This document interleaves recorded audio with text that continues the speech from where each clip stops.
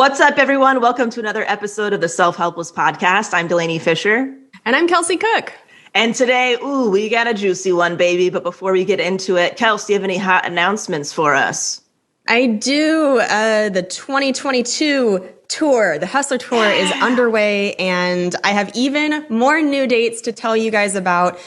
We just added a lot more cities. So this weekend I will be in Uncasville, Connecticut at the Comics Roadhouse Comedy Club. So come see me if you're in the area. And then Valentine's weekend, I'm in Fort Wayne, Indiana. Later in the month of February, the 25th and 26th, I'm in Hartford at the Funny Bone there. March 4th and 5th, I'm in Syracuse. March 9th through 12th, I'm in Minneapolis at Acme Comedy Club, which I'm so excited for. I've been wanting to do that club for a long time. The weekend after that, I am at Zany's in Chicago, March 18th, 19th.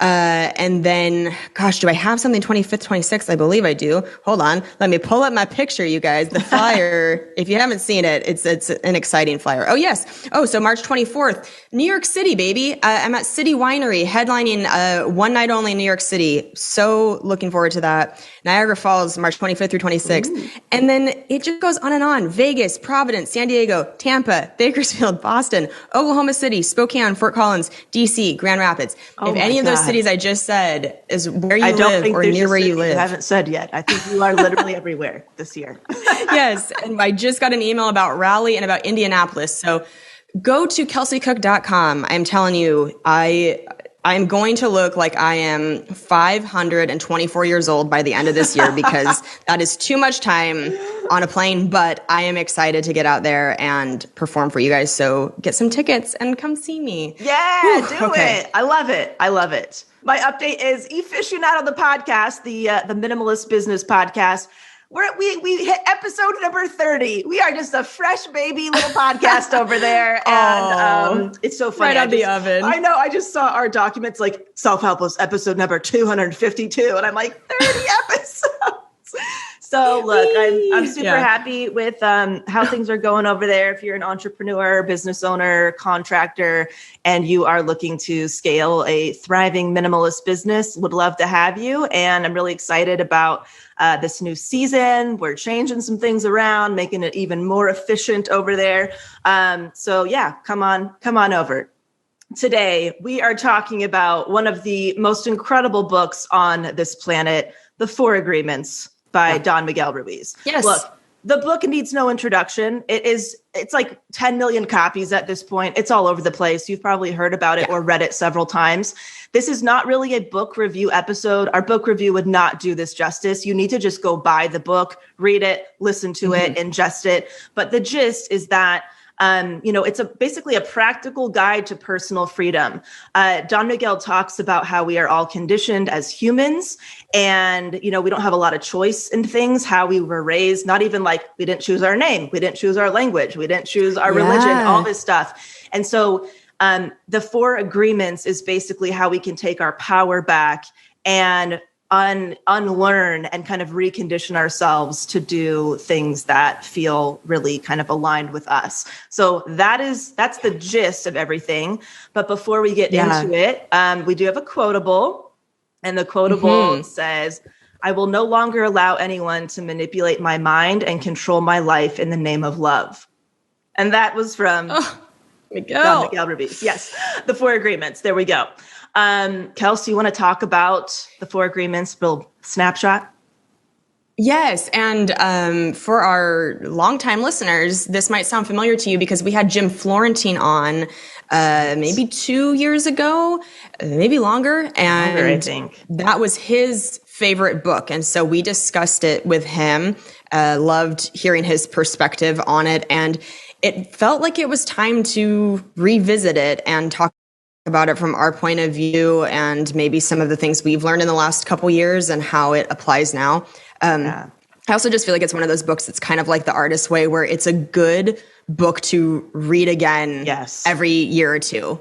It's or like The War of Art. It's a staple. It's like a tattoo. It's something that you want to see over and over to be reminded because, like he said, that conditioning, that social conditioning runs so deep in us to potentially see things in a maybe not necessarily negative viewpoint, but we can victimize ourselves a lot, I think, and take things really personally. And one of the agreements is don't take things personally. And I just love that the message of this book is if you can really implement these 4 agreements, you will go out into the world with almost an armor on of like, I create my own positivity. And even if hard things happen, I am choosing to view them in a certain way that it's not going to wreck my day or wreck my week, you know? I love the fact that, he shares that this can just reduce so much conflict and anxiety in your life.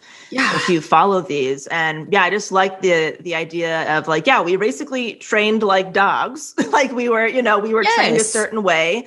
And anything that we have kind of accepted as truth is like our old agreements with ourselves. Like when, that line, like it's always been done this way, so we're just going to keep doing it this way. We've agreed to that by how we are going about our life in, modern society.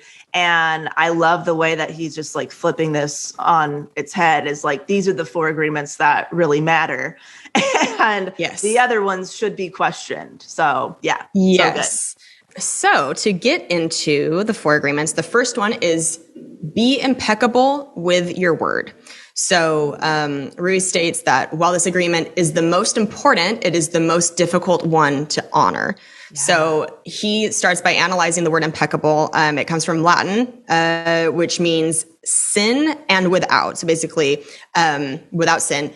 He describes a sin to be anything that goes against oneself, and therefore being impeccable with language means to take responsibility for one's actions and remain without judgment against oneself and others. So in essence, this agreement focuses on the significance of speaking with integrity and carefully choosing words before saying them out loud. Oh, so good. This one, this really is the hardest, not because it's like people are just lying all over the place, but sometimes when you are speaking your truth, you can be really terrified of rejection. You could be terrified of losing a relationship. You could not want to hurt somebody's feelings. You have all these other feelings wrapped into it. And it can make it harder to just say what you're thinking. Like it's easier said than done. Yeah. That one for me has been a big exercise in like, how do I make that agreement work? And knowing that I'm a people pleaser, because I think sometimes we either keep our true feelings for ourselves because we're afraid to hurt somebody else's feelings, which then can build resentment and all of that. It's like, how do you find that middle ground where you say things tactfully and yet it is how you feel and you're staying honest? I talk about the Desiderata all the time on here, and there's a part where it says, speak your truth. I cannot talk today. Speak your truth. It's a Monday morning. Speak your truth quietly and clearly. And I love that line because it's about making sure that you're really conveying what you're saying, but in a peaceful way. Yeah. And I think with this one, especially when it comes to conditioning, if you've been conditioned to be a people pleaser, chances are there's part of your experience where you have maybe even been punished for speaking your mind, or you've been punished for telling the truth if it wasn't what the people around you wanted or what society wanted. And so you've also been conditioned not to speak your truth. And so I think some people might need a little extra help in this area if there's some trauma that is connected to speaking the truth for you. And so it's like, it's like you can know that this is agreement that makes sense, but still have trouble doing it. And I don't know. I think that's an important one, I think, for just to be in therapy about and to practice small with little nuggets. But yes. And this one is the one that includes like, refrain from gossiping, stop your internal negative self-talk, stop telling yourself that you're stupid, speak with your integrity, say only what you mean. So like, that's a big one too, where it's like, I think gossip in our society, especially with like gossip columns and freaking tabloid magazines and all this shit, it's seen as just normal. It's seen as just normal topics of conversation so much. And I feel like gossip has even been something where people feel connected to each other if they're gossiping about the same thing or the same person. And I'm not excluding myself from this. Obviously, we've all gossiped, but like we can see it as like, oh, we are talking about the same situation or person. So we are connected and bonding by that. And flipping that on its head, it's like, there's way other ways, there's so many other ways you can bond with somebody and form a connection than gossip. So that's a good one too. Yeah. Yeah. And I don't know if you listeners remember when we had Ken Gar on also a couple years ago, he was such a great guest and he talked a lot about rigorous honesty. Yeah. And then that is when things changed for him. And that was a big takeaway from that episode, was like, even when it's hard, to put aside that people pleasing trait and employ rigorous honesty. Mm-hmm. Absolutely. Agreement number 2, don't take anything personally. It's a tough one. Baby. Hard. This one might be the hardest. I think 2 and 3 might be the harder ones for me than 1. But, the second agreement provides readers with a way to deal with hurtful treatment from others that they may experience in life. It advocates the importance of having a strong sense of self and not needing to rely on the opinions of others in order to be content and satisfied with their self-image. This agreement also allows readers to understand the notion that each individual has a unique worldview that alters their own perceptions, and that the actions and beliefs of a person is a projection of their own personal reality. Yeah. Ruiz believes that anger, jealousy, envy, and even sadness can lessen or dissipate once an individual stops taking things personally. How do you feel about this one? Yeah, I mean, I feel like taking things personally is kind of our human default. You know what I mean? If somebody looks at you the wrong way, or somebody, if somebody cancels plans, I'm trying to think of, like, I feel like I took everything personally when I was dating. So it's like somebody cancels plans on you or whatever. You just think, oh, they don't give a shit about me. They don't like me. What did I do wrong? You just start kind of spiraling with that. And it's like, you don't know, that person's, dog could have just died, and they just don't want to they don't feel like wanting to see anybody right now. Like, you just don't know. Right. As much as you can think what's going on in somebody's life, you really just don't know. We don't know everybody else's personal business. So I don't know, can you think of a time where you took something personally and then later found out it wasn't personal? Yeah. I had a situation with a friend a year and a half ago, maybe.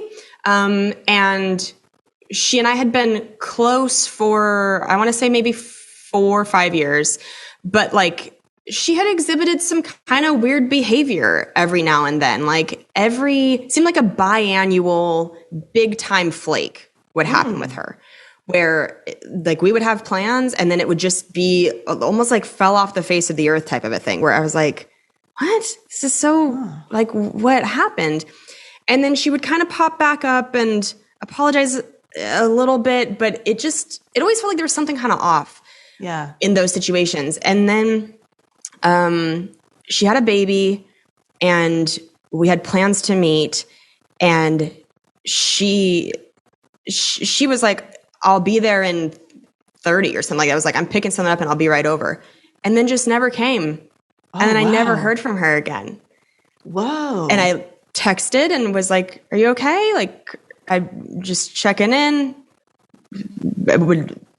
Just making sure you're okay. Nothing. Right. Never heard from her again. Wow. And this was a close friend of yours. And I was like, what the fuck? Like, what happened? And that was my first instinct, was to see what I could find within myself to take it, to be like, did I say something wrong? Did I do something wrong? I don't understand what could have changed in the last 30 minutes from her being like, just picking something up and I'll be right over. Right. Me being like, great, see you soon. Right. To just fell off the face of the earth. And her sister came to one of my shows a few months ago and was like, it's so good to see you. And I told, my old friend's name that I was coming to see you. And she's like, oh, that's so exciting. And I was like, I'm surprised, because I haven't talked to her in a year and a half. And I thought that she that there was some sort of falling out. I never heard from her. She never showed up to us hanging out, and I didn't know what happened. And she was like, oh, she's just like that sometimes. Sometimes she just kind of like gets into a place and just does that. And she said it so flippantly. And I'm standing there thinking, like, what's going on? Well, our friendship's over now. Like, I can't be in a friendship like that.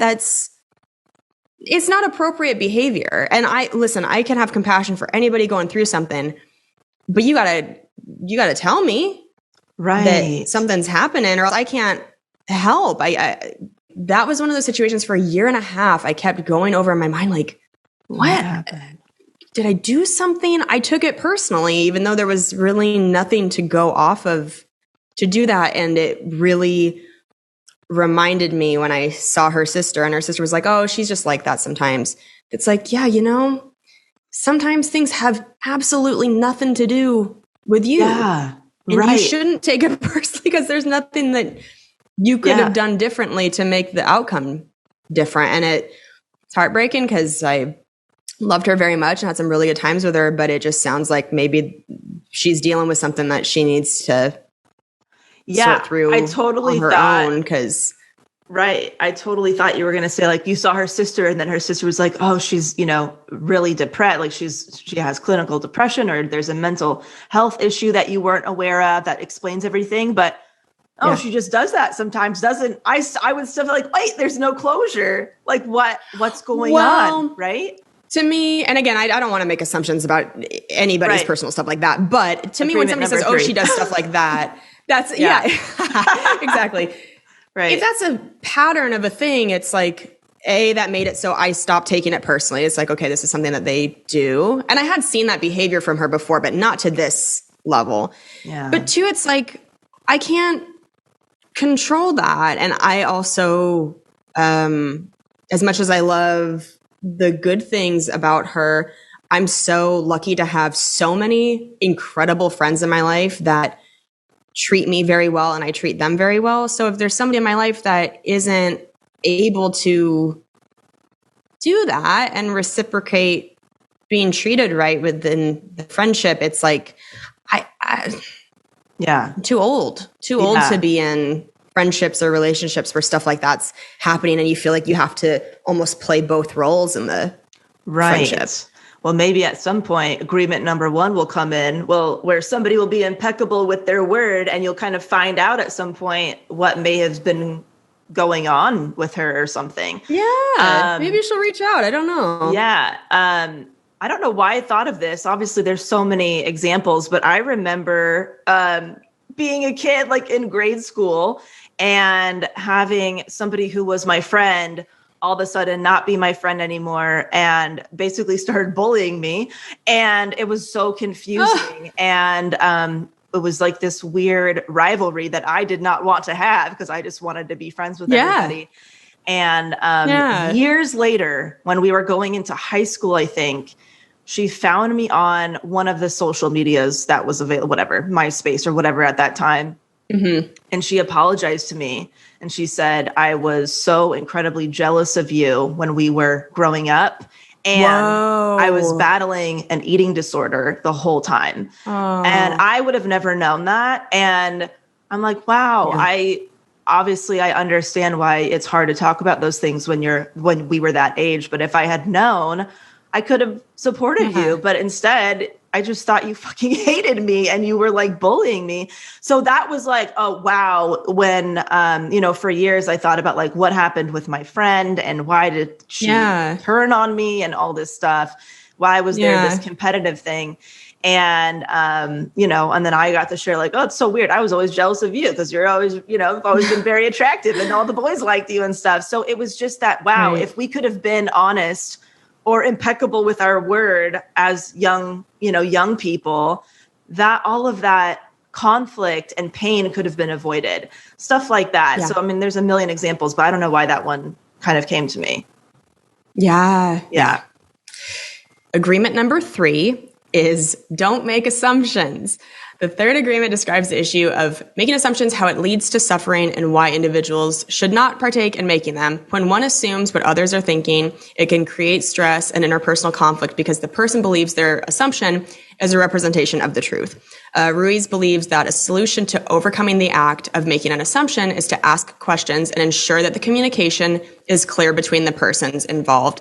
Individuals can avoid misunderstandings, sadness, and drama by not making assumptions. Couldn't agree more. Yeah. If we're looking at the example with my former friend, I was making so many assumptions. I didn't even know what to make of it, but I think our brain, like we talked about, you have that hard wiring, that conditioning to be like, well, I need to assume something to try to make sense of this. Right. But it was all for naught.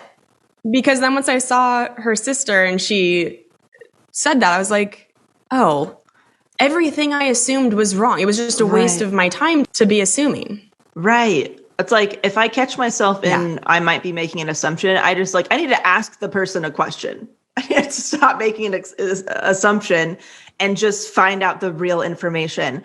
One thing coming to mind is when I was a tour guide at a movie studio, a friend, we would introduce ourselves to the guests and get to know them a little bit. And one of my friends told me about a tour that they had where they felt really bad because one of the guests said, "Oh, I work on airplanes or something." And that person said, "Oh, as like a flight attendant or stewardess or something," because she was a woman. Yeah.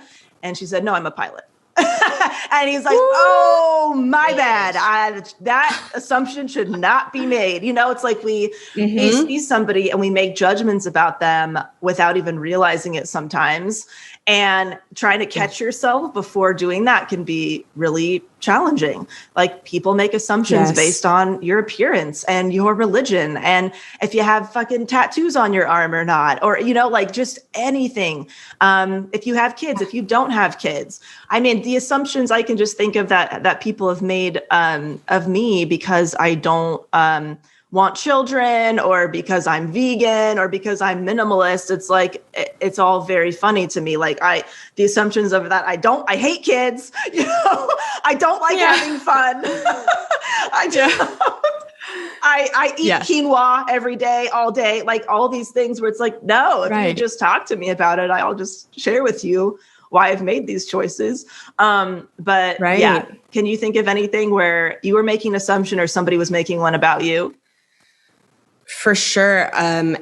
The audition process just came to mind. I think in the world of entertainment, or if you've ever, even if you're not in entertainment, if you've gone out for interviews for work and you haven't gotten the job, man, can you incorporate agreement 2 and 3 really easily of like taking it personally and making assumptions. And I can't tell you how many times I've gone out for a role, like an acting role. I don't get the part, and then I see who they cast on the TV show or in the production, and I'm like, oh, they are my polar opposite. Right. Like, they went such a different direction than what I would have been able to bring. And rather than beating myself up, which I, would typically do if I didn't get it, I'd be like, gosh, I should have done that better. It's like, then you see that and you go, no, there's nothing I could have done. Yeah.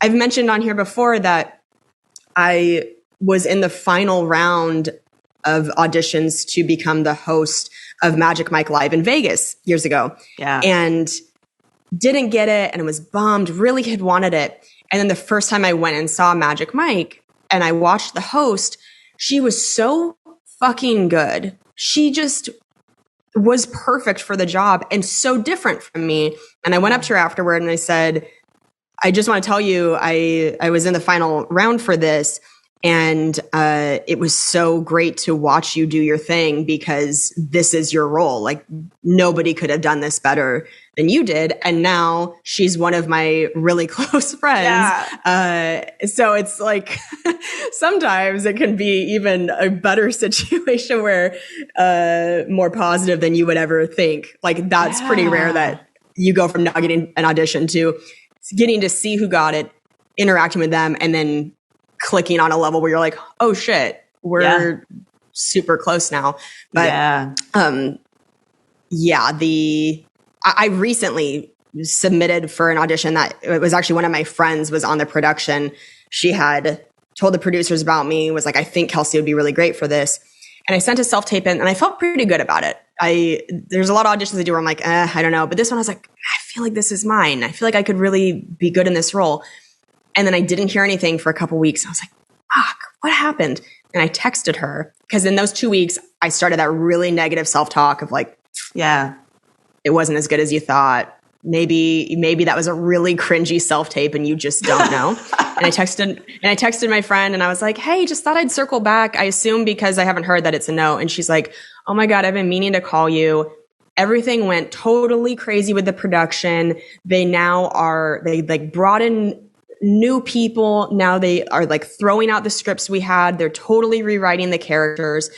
It ended up having zero to do with me. Right. But in those 2 weeks, I was making a lot of assumptions that were not in my favor. So you just got to keep being reminded that you never know the full picture sometimes. Absolutely. I mean, I've even been like, man, where was I recently? I was at like a pet store or something, a local pet store. Yeah. And there was a really nice guy in front of me. We were chatting about our dogs and stuff like that, as dog owners do. And super friendly, leaves. And then I was talking to the owner of the store, and they're like, that person who just left is a billionaire and owns XYZ. And I'm like, what? And this guy was just in flip-flops and shorts and a t-shirt with a baseball cap on, super friendly. And I'm like, wow, I obviously have a lot of assumptions about billionaires because that shocked me when this person said that. And I was like, wow, I really need to check myself about whatever. And, talked about like the philanthropy that this person does and all that stuff. And I'm like, wow, I needed that. I needed that. Sometimes you need that reminder like, hey, stop making judgments or like those micro judgments that you make. You just never know a person's story. And you can always talk to them directly to like find out how they feel about something or what's going on. Assumptions. I guess with my corporate experience, when it comes to, I was part of like hiring employees and interviewing and all that stuff. And the amount of people who didn't get the job because they were overqualified and we thought that they would get bored. They would like, this person is gone in 3 months. Like, we can't take them on. They're going to be so bored. They're overqualified. They're going to leave us. We're so many, you know what I mean? And that person might be thinking, what the fuck did I do? Like, I was overqualified for that job. Why didn't I get it? And luckily I worked with a really great company who would tell people why they didn't get the job. But not everybody does. Not everybody does give that feedback. And just even something like that, where it's like, you truly, if you're not getting that explanation, the assumptions that you can make about yourself or other people or about the company or whatever is kind of endless. Right. Yeah. So this is now our final fourth agreement, which is such a good one. Always do your best. The fourth agreement allows readers to have better insight into achieving progress toward their goals in life. It entails integrating the first three agreements into daily life and also living to one's full potential. Doing the best that one can individually manage, which varies from different situations and circumstances. But he believes that if one does their best in any given moment, they will be able to avoid self-judgment and regret. By incorporating the first three agreements and doing the best they can in all facets of life, individuals will be able to live a life free from sorrow and self-ridicule. Now, it's not bulletproof, of course. You're still going to have times where you feel sorrow. But the always do your best thing has stuck with me a lot. I used to beat myself up a lot, especially in early years of this podcast, especially where I'd like look back and beat myself up about performances from a year before or even months before. And I kept forgetting. It's like, well, that's the best that you could do at that time. But you've gotten better since. You can't beat up past you for not being as good as you are now. That's a terrible way to live. But if you do really live by that, you are always doing your best at that time, that's all you can give. Yeah, absolutely. Yeah, it's like your best is going to look different at different parts of your life because you're using the experience or resources that you have at that moment. And doing your best doesn't mean being a perfectionist or trying to be perfect. That is not realistic, but just trying. Like for me, I think doing my best is admitting that I want to do well. Because I feel like in the past, I'd be like, oh, I didn't even really try. So like, who cares? But deep down, I was like, oh, I really want to do that thing. I really want that thing. But now it's really no, I really want to succeed at this. I want to do well. And I'm admitting that I'm trying my best. I'm not shying away from the fact that I'm giving this my all because when you admit that, I feel like for me, I thought like, well, I have more to lose or I might be open to more criticism, or I might have to really look at myself like, wow, I tried really hard and things did not go the way I wanted. Now what the fuck do I do? Right. And that those negative kind of that self-talk can happen, right? Like, I'm not good enough to do this. I'm not talented enough to do this. I'm not smart enough to do this thing. So for me, I think that's what I mean now by doing my best is actually being honest about the fact that I am doing my best or I want to be doing my best. Yeah, that's a great way to look at it. Well, I hope that these agreements helped you guys kind of get 2022 off on the right foot and just a good reminder to try to live by them if you can. Yeah, exactly. You don't have to take everything that's been handed to you at face value or as fact. You can really create your own life. And please get this book. Read it, listen to it, ingest it. There's so much in there that, of course, we could not cover today, just about the origin of all of this and the traditions behind it and everything. And it's a really remarkable book that just stands the test of time. Totally. We've got an iTunes review of the episode. This is from the Infamousy. It says, the podcast came at the perfect time. I discovered this podcast in 2018 in the midst of a really, really severe mental breakdown. I searched anxiety, hoping something would come up to give me a little bit of comfort, and this podcast popped up. I listened to the episode on anxiety first and then moved on to all of the others. You guys are just so relatable, and it really is like listening to friends. During my break, I was in and out of the ER, and I would pop my earphones in and listen to an episode, and it brought me a lot of comfort. And I want to thank y'all for being so awesome. Doing way better mentally now and still listening. Keep up the good work, girls. Melissa. Oh, that's so Melissa, nice. Thank you. Thank you so much. Glad you're feeling better and hope you stay well. Yeah, so happy to hear you're feeling better. And it makes me happy to hear that if you pop your earphones, earphones? Is that right? Earphones? Why does that sound weird? Yeah. Earphones. God, I'm 92. If you pop in and listen to us, that it can provide some comfort. That really means a lot. So thank you for being a longtime listener. Yes. Kels, any segments, any hot recs or plugs or anything that you want to talk about? Yeah, I do want to talk about something. This is being recorded on January 10th, and it's being recorded the day after Bob Saget died. And I don't know how much I've talked about Bob on our podcast before, but he was a really big mentor of mine, and I've said for years now that he and Jim Norton are my comedy fairy godmothers. And it's like so strange when you start comedy, you have no idea like what your path is going to be. And I certainly never thought in my wildest dreams that he would be somebody that not only knew, but was a huge help in my life. And I just wanted to talk about him a little bit and how incredibly kind and wonderful of a person he was, and the way he was to me.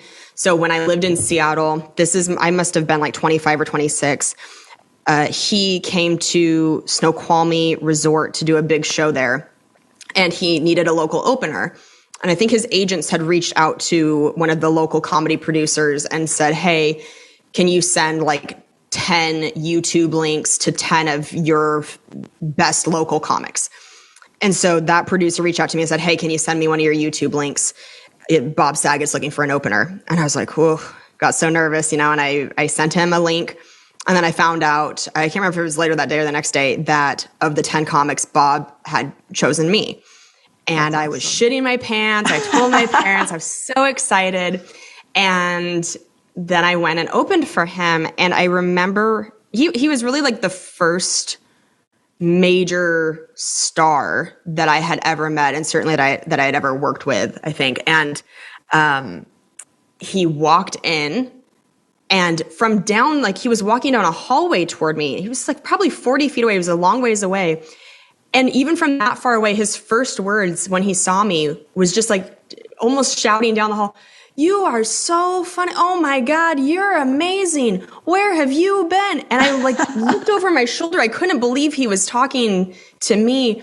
He just was so over the top kind, and then watched my set, said a bunch of nice things, met Kane and Kane's family at the time. And he told me afterward that he wanted to help me in any way he could. And he wrote his email down on a little scrap of paper. And I still have that scrap of paper because I remember being floored that somebody like him wanted to help somebody like me. Because it's not like he was just a famous stand-up or a famous actor. He was a pop culture icon. Yeah. He was mega famous to the point where he didn't have to help anybody ever. And nobody would have faulted him for that. You know, like the man was incredibly busy. And there's also a lot of fake Hollywood people out there who are like, "Oh, I'll help you, kid." And then you never hear from them again. Or you try to take them up on it and they never get back to you. Anytime I emailed him, he would get right back to me. Just full of such, I just realized I should look at I haven't even looked up my old emails from him yet. Oh, that's going to make me cry. He got me my auditions. He helped get me my auditions at the Laugh Factory in LA and the Comedy Cellar in New York, which are two clubs that as a young comic, you're like, how am I ever going to get in there? Yeah. And you don't even know where to begin. You don't have a roadmap of how that even works.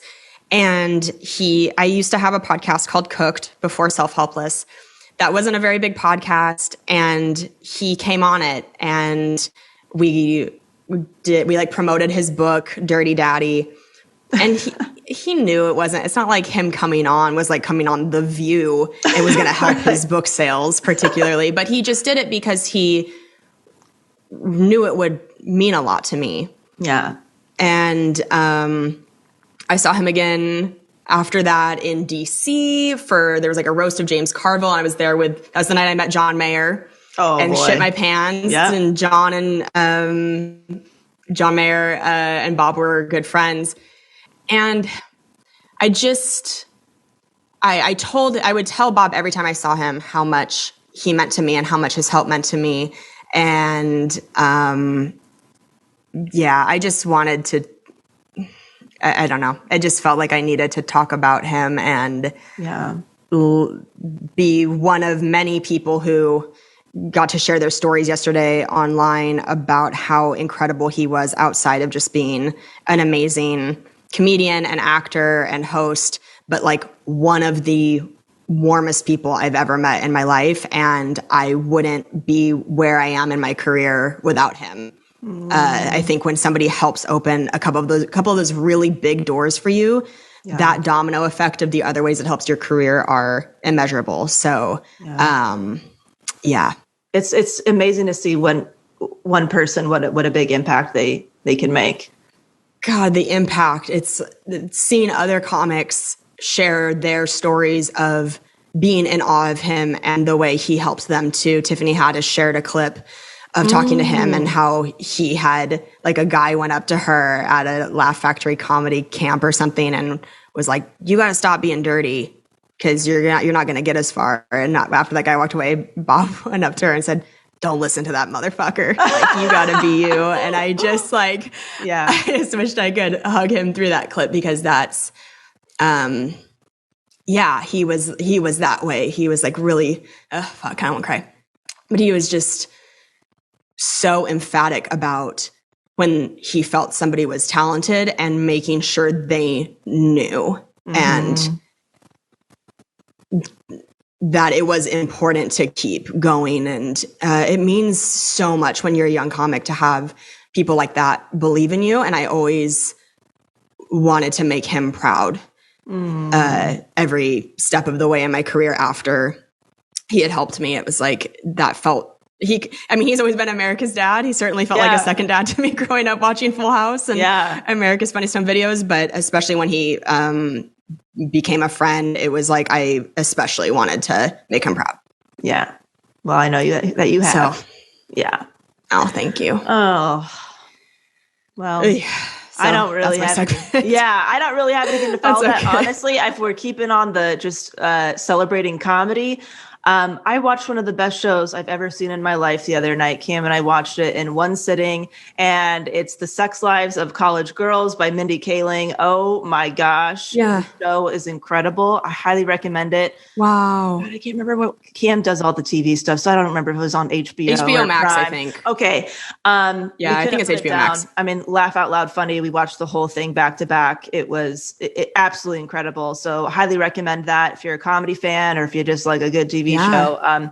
The writing is impeccable. The characters, the acting, it's so incredibly well done. So yeah.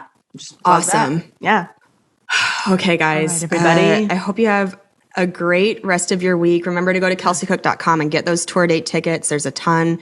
And we will talk to you next time. Bye. All right. Love you. Bye. Thank you so much for listening to the Self-Helpless podcast. You can find our Patreon community, merch, and our individual work at selfhelplesspodcast.com. We'd be thrilled if you shared this episode with a friend, or feel free to post it on Instagram and tag at Self-Helpless Podcast so we can repost you and say thank you.